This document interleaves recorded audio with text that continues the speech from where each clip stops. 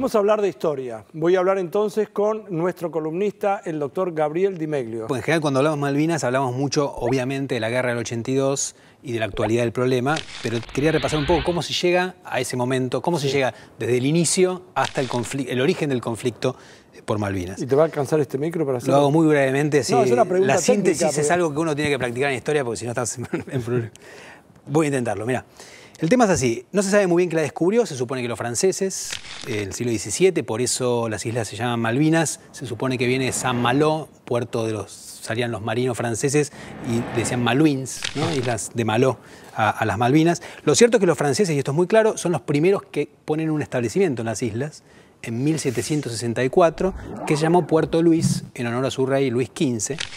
Pero apenas esto se produce, España, que era aliada en ese momento de Francia, reclama, porque era territorio que consideraba propio, y entonces Puerto Luis es abandonado a través de una indemnización económica y se convierte en Puerto Soledad, y los españoles ponen su primera Tengo guarnición. algo para decirte. Dígame. Te vas a acordar de por dónde venís, ¿no? Porque no te quiero... Me acuerdo perfecto. Pero si le concedieron a España en ese momento, porque España consideraba que eso era casi parte del territorio, que era de ellos, entonces ese es el reclamo de la Argentina. Bueno, es que acá está el origen del problema, porque en realidad ¿qué pasaba? Es el momento en que Gran Bretaña comienza su expansión como imperio mundial, siglo XVIII, y empiezan las tensiones cuando empiezan a penetrar en territorios que eran antes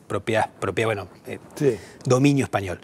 Justamente, en 1767, 3 años después de los franceses, y cuando ya los españoles habían heredado esa ocupación, los ingleses crean otro puerto, Puerto Egmont, junto con, digamos, en otro lado de Puerto Soledad, y hay una coexistencia durante unos años del puerto español y el puerto inglés. Puerto, decimos, son 2 aldeas mínimas, ¿no?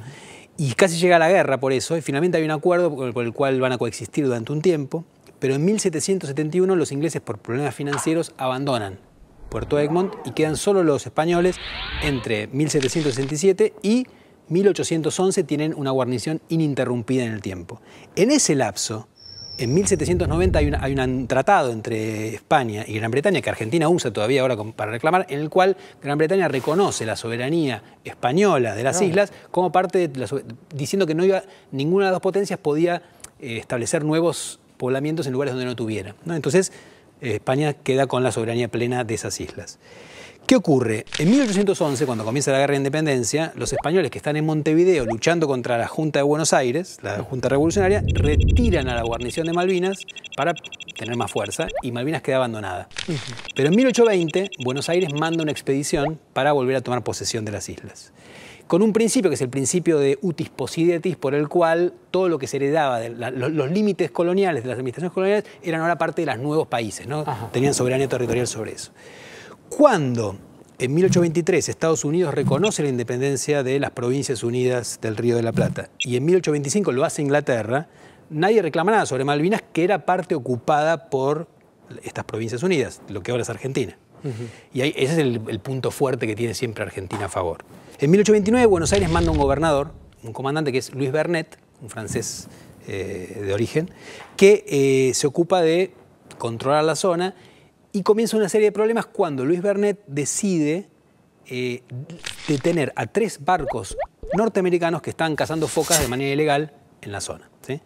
Esto lleva a un incidente diplomático con Estados Unidos que, apoyado por Inglaterra, que empieza a ver con otro ojo esa zona diciendo que es un buen lugar para tener una base naval, una potencia que tenía a los barcos como gran valor, y es un lugar de pesca, un lugar de caza de focas, etc. Entonces, Estados Unidos es apoyado por Inglaterra, que eran rivales en esa época, pero en el reclamo, y termina una fragata norteamericana destruyendo Puerto Soledad, a manera de represalia. El asunto no pasa a mayores y lo que hace Buenos Aires es mandar a un nuevo gobernador, que se llama Esteban Mestivier. Este señor tiene muy mala suerte, se le subleva a su tropa y lo mata. Pero el barco que lo llevó vuelve a Malvinas, pone orden en esta sublevación y es el barco que está ocupando el lugar cuando los ingleses, en enero de 1833, ya no los norteamericanos, ahora los ingleses, en enero de 1833, llegan y obligan a la pequeña guarnición, que era menos poderosa que la que ataca, a sacar la bandera argentina y poner la bandera británica. Es el momento de su famosa usurpación de las islas, un episodio menor en ese momento, pero enseguida el enviado de Buenos Aires en Londres, que es Manuel Moreno, el hermano de Mariano Moreno, presenta una protesta diciendo: nosotros tenemos los derechos de la herencia española, y ya de ese momento, digamos, queda clara la posición argentina de reclamo de las islas, y ya de ese momento se empieza a ver esto como una penetración colonialista, es decir, como un acto de usurpación. Es decir, que ese es el motivo por el cual Argentina nunca dejó, por más que hubo muchos vaivenes diplomáticos, de acudir a este momento inicial como explicación de por qué tiene derecho sobre las islas, más allá de lo que pasó después, ¿no? Es muy interesante la historia, posiblemente debe ser, a lo mejor es muy conocida, pero para mí, tan así y tan brevemente, yo creo que no la escuché nunca. Bueno. Él es Gabriel Di Meglio, es doctor en historia y es uno de los columnistas especiales que tiene este programa, que se llama Científicos Industria Argentina, y que sigue así.